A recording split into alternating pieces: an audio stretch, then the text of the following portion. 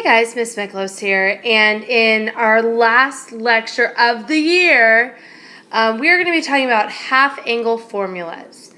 And so our first half-angle formula, we're going straight into it here, sine of theta over 2 is equal to plus or minus the square root of 1 minus cosine theta over 2. And please note that this entire thing is underneath the radical. And I want to take a second here and talk about this plus or minus because it's not actually going to be plus and minus. We're going to have to choose one of those two options.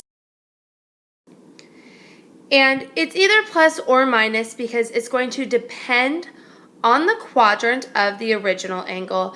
And we all know, all students take calculus, which we've shown here with, here we go, A, S, T, C. So we know in quadrant 1 everything's positive, quadrant 2 sine is positive, 2 tangent, and cosine is positive in quadrant 4. Our cosine half angle formula is going to be very, very similar. Oops, I didn't know I was still in that. Here we go.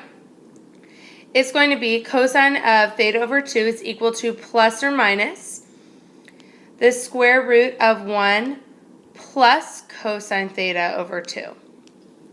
So the only difference between sine and cosine is that for cosine we have this plus, for sine we have a minus there. Our last trig function, tan of theta over 2, and that is equal to plus or minus the square root. And if we think about it, we have learned previously that tangent is equal to sine over cosine.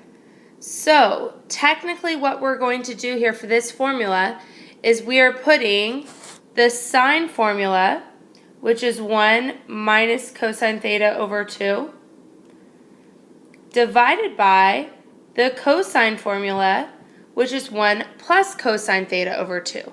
Now obviously this simplifies and it becomes the square root of 1 minus cosine theta over 1 plus cosine theta. And wouldn't you know it, once again, tangent is the most complicated. But the good news is there are actually two different versions of this particular formula. Okay, the first one, or I should really say the second one, the first alternate version, would be if I multiplied both the numerator and the denominator by the square root of 1 plus cosine over the square root of 1 plus cosine. Okay, what this really does here, if I multiply the square root of 1 plus cosine times the square root of 1 plus cosine, I just get 1 plus cosine. And if I multiply these two together, I end up getting the square root of 1 minus cosine squared, or we could think of that as the square root of sine squared, which ends up being just sine. So the second version of this formula is tan of theta over 2 equals sine of theta over 1 plus cosine theta. And if you don't understand my math that I talked about, that's fine. I just think it's helpful to know where these alternate versions of the formula come from. The last and my personal favorite version comes from multiplying by the square root of 1 minus cosine over the square root of 1 minus cosine. This time, I get a pair of 1 minus cosines in my numerator. And this time in the denominator, I end up getting the square root of 1 minus cosine squared, which is the square root of sine squared, which we all know is just sine theta. The reason why this is my favorite version, first of all, I don't have to deal with the plus or minus that we have in this top one. Okay, this just looks awful to deal with because we have radicals, plus or minus, lots of stuff going on.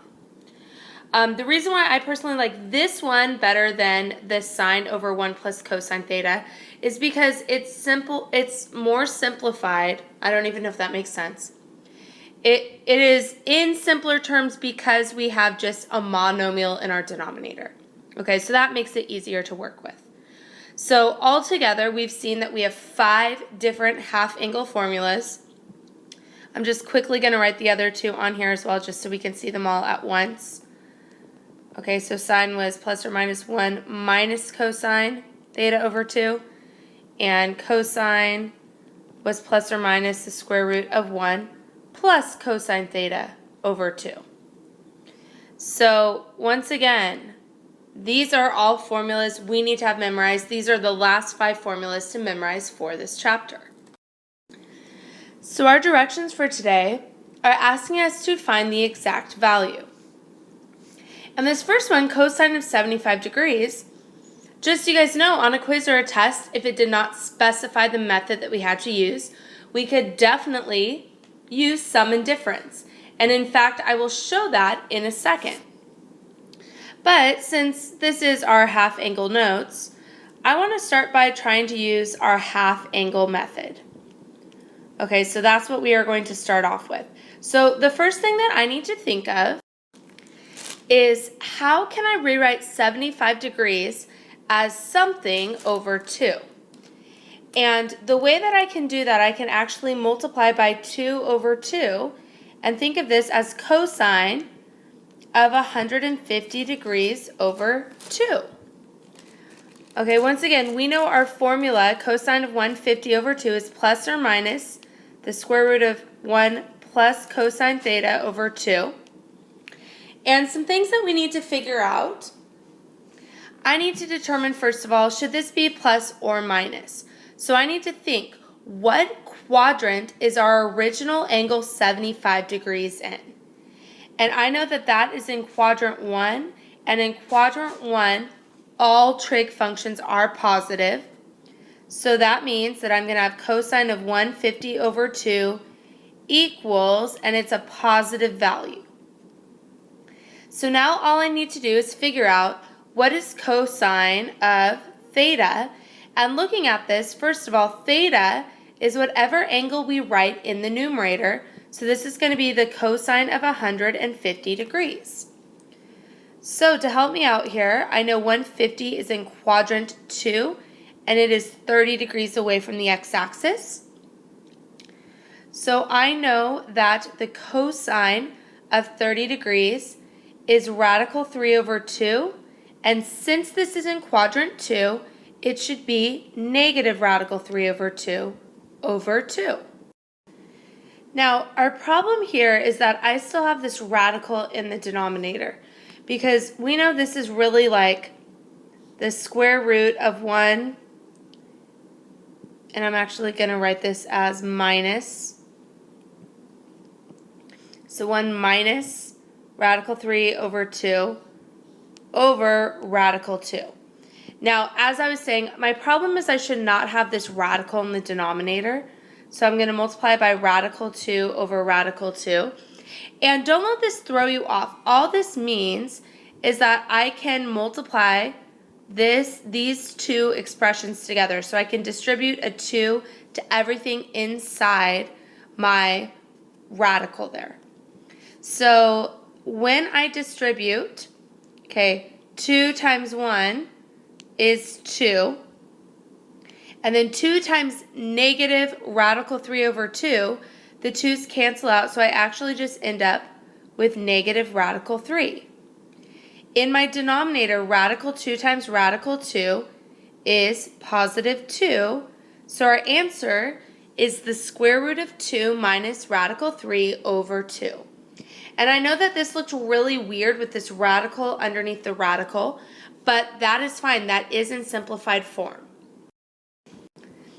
Now I actually want to do that same problem using sum and difference. So I would use 45 and 30, and we know cosine goes cosine, cosine, sine, sine. I bet you guys didn't think you would hear that in 3 different lectures from me. Okay, And, ooh, there's my degrees. Cosine is the opposite, so it's negative. So I get radical 2 over 2 times radical 3 over 2 minus radical 2 over 2 times 1/2, which is radical 6 minus radical 2 over 4. Now, clearly, this looks very different from the square root of 2 minus radical 3 over 2. However, if we put these both into our calculator, you will notice that they are both equivalent to 0.2588. So they actually are the same answer, they're just written in slightly different ways. And once again, if it tells us we have to use one over the other, then I know to use that. But if on the test it said we could use either, then both of these answers would be accepted. So some of you guys are probably wondering, why do we need to know these if we can just use sum and difference? And let me show you why. Okay, number 2, sine of pi over 8. I'm guessing we're probably converting this into decimals. So, or not decimals, into degrees. Don't worry, it's going to be a decimal also, but yeah. Okay, I end up getting 22.5 degrees. And that kind of makes me sad because I can't think of any two special angles that add up to 22.5 degrees. So whenever we see a decimal, that is a signal to me that I have to use the half angle formula. So I'm going to do sine of something over 2 equals plus or minus, well, let me just write it out first. Theta over 2 equals plus or minus the square root of 1 minus cosine theta over 2. Now, in order to write 22.5 as something over 2, I'm going to multiply by 2 over 2, and I get 45 degrees, which magically is one of our special angles, so that makes life a little bit easier. To figure out plus or minus, I know that our original angle here is 22.5. That is in quadrant 1. And I know in quadrant 1, all trig functions are positive. So all I need to do here now is the square root of 1 minus cosine of 45 degrees over 2. And when I do my math here, I get the square root of 1 minus radical 2 over 2. And I'm just going to write this right away as over radical 2 because I know I need to square root the numerator and the denominator. When I square root times radical 2 over radical 2, I get the square root of 2 minus radical 2 over 2. And so that is our final answer. And some of you guys may be confused why, in this case, this is radical 2, and I'm not really affecting that radical 2. And if we want to be super technical, I'm multiplying the square root of 1 minus radical 2 over 2 times radical 2. What this is really doing, it's like condensing it into a single radical. Okay, so when I put this 2 inside, it is just like a number then that happens to be underneath the radical. It's not like this radical 2, which is a freak of nature because it's a radical underneath a radical. Okay, but I just kind of want to clarify that for us. Hopefully we're seeing what makes our problems the toughest tonight is just dealing with these fractions and dealing with how to simplify them. Okay, and let's do a tangent one. Once again, I see a decimal value, which makes me sad.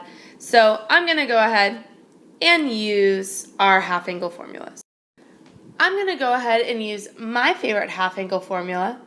I know it's kind of nerdy if you have a favorite half angle formula, but mine, as I said before, is 1 minus cosine theta over sine theta.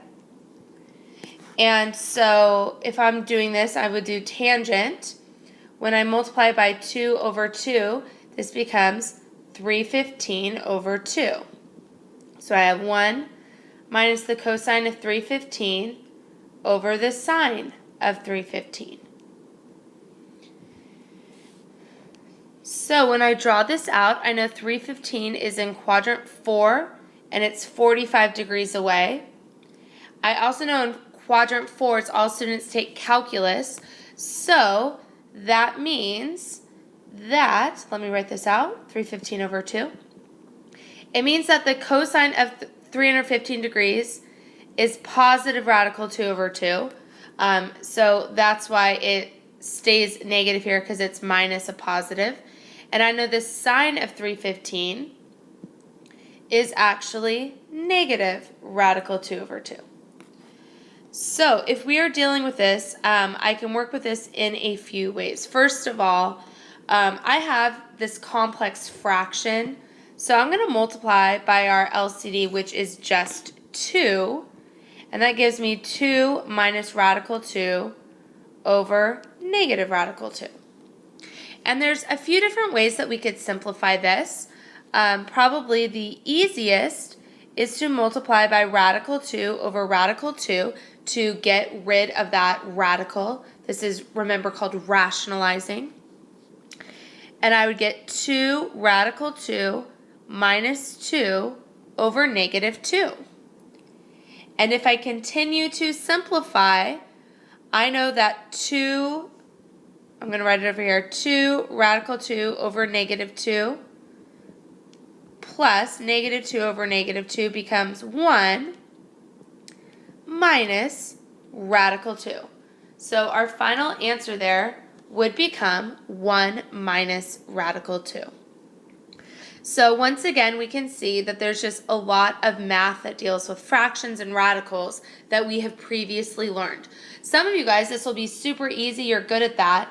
For others of you, you definitely are going to have to do a little bit more work in making sure you understand how to do these problems. So I'm actually going to end the lecture here after going through one of each type. If you guys need more help on this, please come in and see me sometime at lunch, and I would be happy to help you guys out. Have a fabulous rest of your evening.